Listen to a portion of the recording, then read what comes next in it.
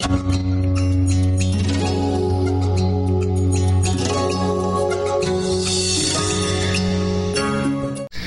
já estamos de volta, o intervalo foi rápido. Este é o Imóveis Grandes Ideias, que você acompanha pela TV Serra Azul, canal 22, via BVCI, que é a nossa distribuidora de sinais. E também aí pelo mundo afora, por esse planeta todo, no tvserraazul.com. Convidado de hoje, Carlos Augusto Ferreira, engenheiro civil, de segurança do trabalho, gestor ambiental. Falar em gestor ambiental, vamos lá então. Licenças de combate a incêndio, CETESB e outras, são necessárias para toda e qualquer obra ou existe aí uma divisão? Não, hoje em dia, assim, a grosso modo, vamos dividir aí, né, obras residenciais, comerciais e industriais. A obra residencial, ela na realidade, ela existe alguns critérios de funcionabilidade, né, e de acordo com as características do cliente. Então é o caso mesmo da licença de obra e depois, né, a certidão de edificação, vai homologar no INSS, tranquilo.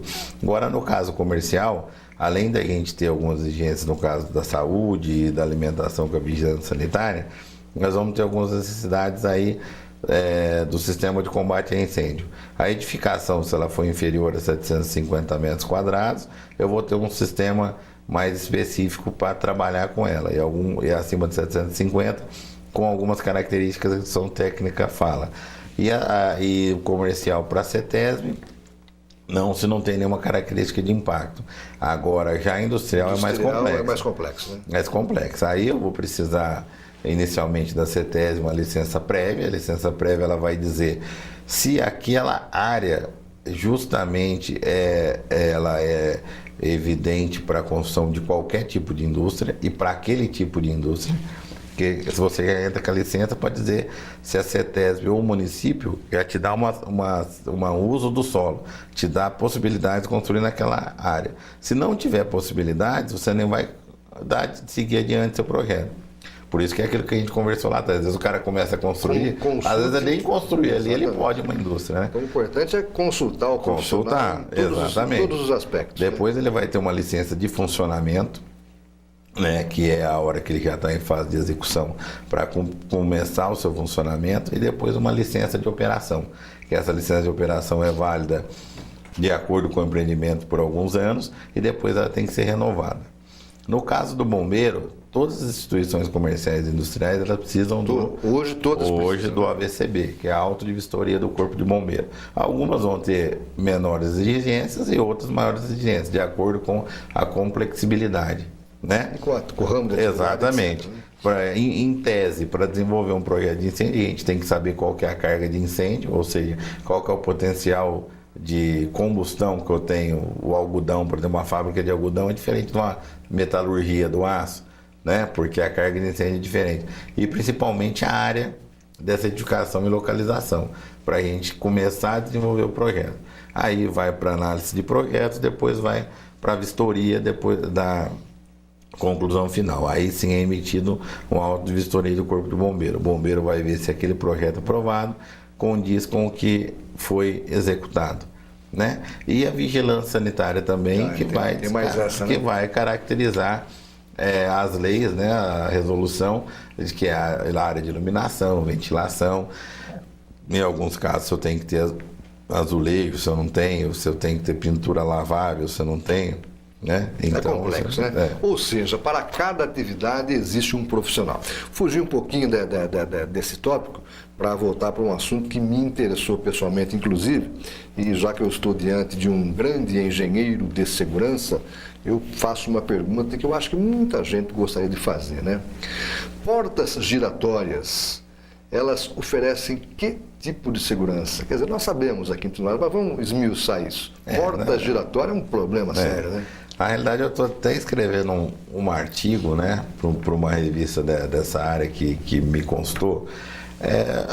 A verdade é que é um assunto até bastante discutível, porque hoje a porta giratória ela vai preservar a segurança patrimonial do banco, né? Por quê? Porque se tiver um sinistro, um incêndio... aí sim vai prejudicar as pessoas que estão lá dentro. Porque hoje a porta giratória, né, ela vai detectar se você tem algum metal para você passar por aquela porta. Quantas e quantas vezes a gente já não foi entrar, já não tinha mais metal nenhum, a porta travou, né? Agora isso no sentido do fluxo e do contrafluxo. E se eu tiver um incêndio lá, por exemplo, normalmente, essas edificações, nós estamos falando em banco, né? Nada contra nenhum banco, não, por favor. São prédios adaptados, né?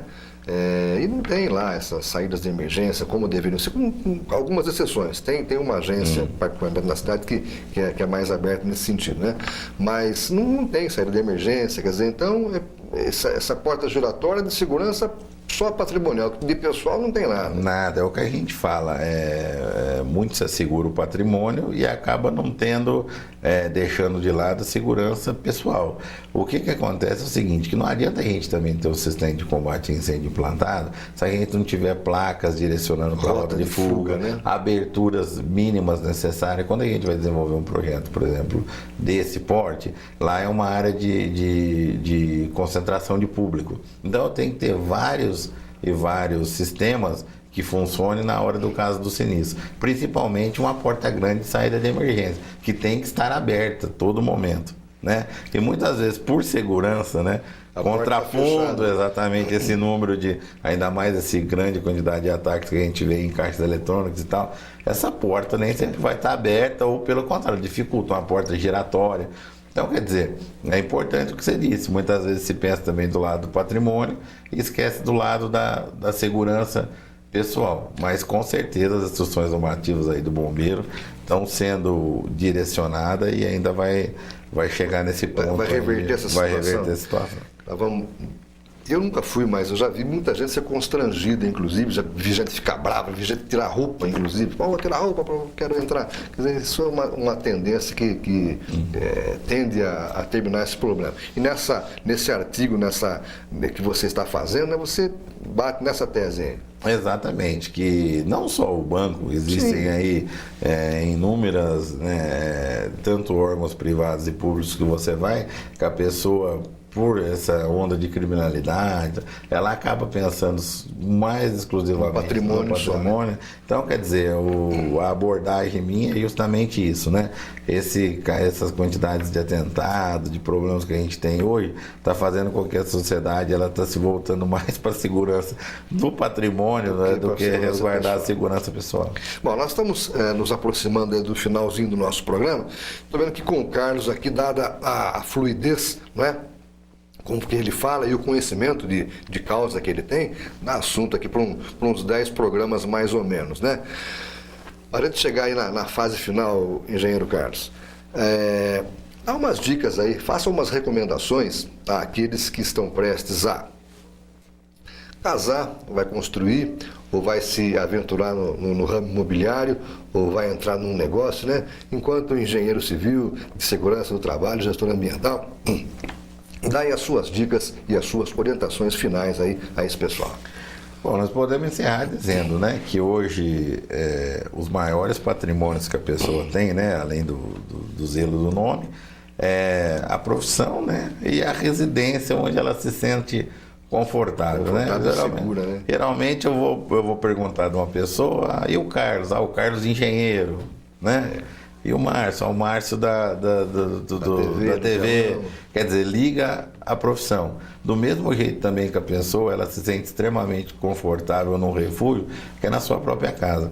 E a gente diz, geralmente a pessoa, ela não constrói várias casas ao longo da vida. Ela constrói uma casa. Via de regra, uma ou duas. Via de regra, uma ou duas. Enquanto tem um investidor, tem o mais abastado que é diferente. Então, quer dizer, por um potencial, vamos dizer assim, de gasto que ele vai ter, ou por ser vamos dizer assim, uma obra, que vai perdurar por muito tempo, né? E ele tem que conviver em harmonia com isso.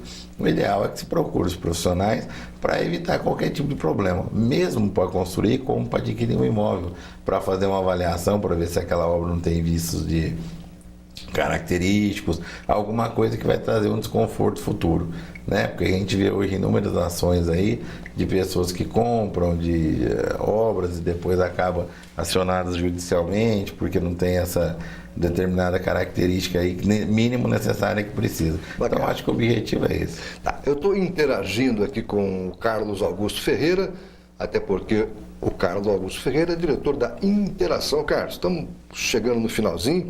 Quais são os profissionais que você tem lá na sua empresa, né? Em que área, quais as áreas de atuação e aonde a Interação está hoje em São João e região? A Interação hoje é localizada ali na 14 de julho, ali há 11 anos. Temos o privilégio de, desde quando fundamos, estamos ali na esquina da 14 de julho com a Mevin Jones. E a quantidade de funcionários vão aumentando de acordo com a demanda, né? Hoje em dia eu tenho um parceiro que está comigo desde o início, né?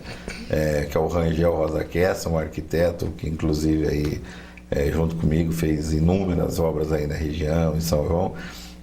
Temos alguns projetistas, temos algumas pessoas que trabalham junto com a nossa empresa em termos de parcerias, que é o meu irmão Gustavo Ferreira, na parte de estrutura metálica, o Paulo Esteves Júnior, que é também parte de cálculo de estruturas metálicas e edifícios mistos, né, de grandes portes. E agora nós tivemos o privilégio aí de estar trazendo aí para junto com a gente trabalhar a Ana Carolina Mendonça, né? Dos Mendonças Associados aí, que é especialista na área aí de projetos de obra pública, inclusive estão desenvolvendo a UPA de Vargem Grande, o SAMU, várias obras aí na região de grande impacto, vamos dizer aí, social, que tivemos aí o privilégio de ganhar concorrência, inclusive o Hospital da Mulher lá em Jundiaí, nós fizemos projetos executivos todos de lá, terminamos de licenciar agora uma ilha, a Ilha do Breu, licenciamento ambiental. Bacana. Nós temos aí bastante projetos aí, inclusive no distrito, que a gente pode muito se orgulhar. Mas eu acho que é isso, a gente não trabalha sozinho, essas pessoas aí vieram para somar, complementar, já estamos tendo que fazer novas contratações pelo volume de projetos que a gente tem. Mas eu acho que o importante é isso.